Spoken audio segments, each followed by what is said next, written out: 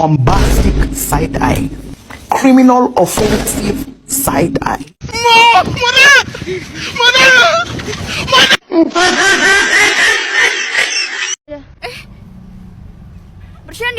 Bercanda.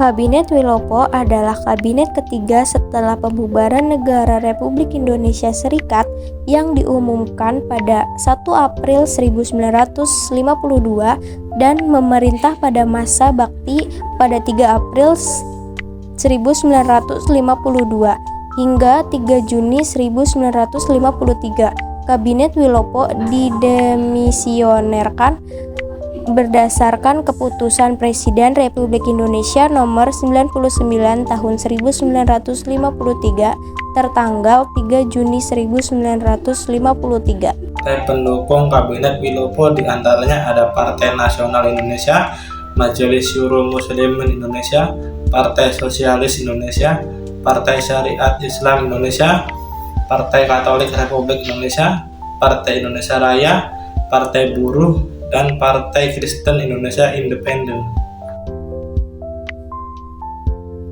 Program kerja Kabinet Wilopo. Yang pertama, organisasi negara menyiapkan pelaksanaan pemilihan umum untuk Dewan Konstituante dan Dewan-Dewan daerah, lalu menyelesaikan penyelenggaraan dan mengisi otonomi daerah, menyederhanakan organisasi pemerintahan pusat. Yang kedua, kemakmuran, memajukan tingkat penghidupan rakyat dengan meningkatkan produksi nasional termasuk bahan makanan rakyat, lalu melanjutkan usaha perubahan agraria, meningkatkan di bidang sektor pariwisata.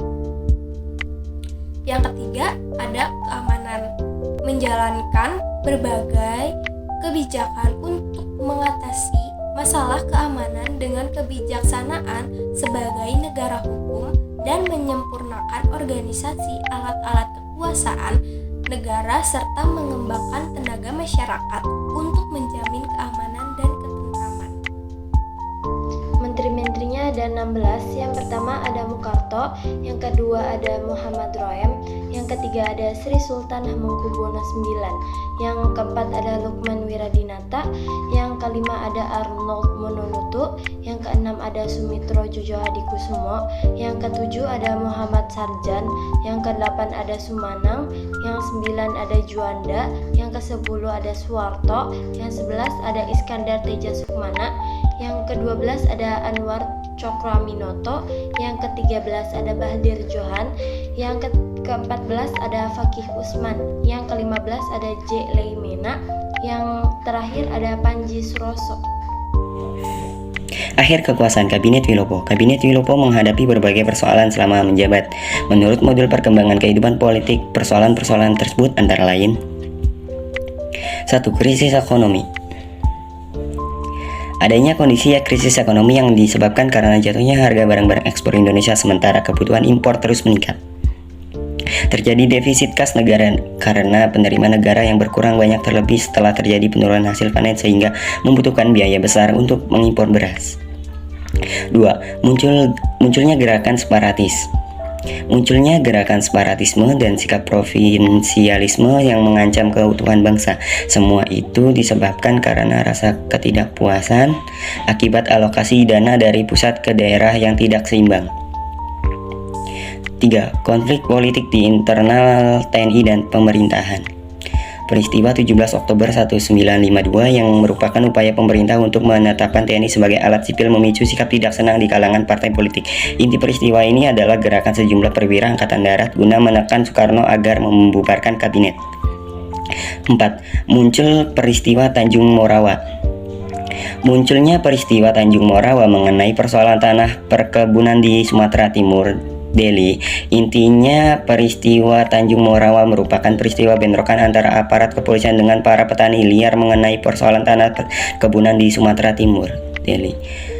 Kekuasaan Kabinet Wilopo berakhir setelah peristiwa Tanjung Morawa. Setelah peristiwa tersebut muncullah mosi tidak percaya dari Serikat Tani Indonesia. Kekuasaan Kabinet Wilopo berakhir setelah peristiwa Tanjung Morawa. Setelah peristiwa tersebut muncullah mosi tidak percaya dari Serikat Tani Indonesia terhadap Kabinet Wilopo, sehingga Wilopo harus mengembalikan mandatnya pada Presiden pada tanggal 2 Juni 1952. Melengkapkan perundang-undangan pemburuhan untuk meninggikan derajat kaum buruh guna menjamin proses perekonomian nasional. Yang kelima, pendidikan. Mempercepat usaha-usaha perbaikan untuk pembaruan pendidikan dan pengajaran. Yang keenam, luar negeri.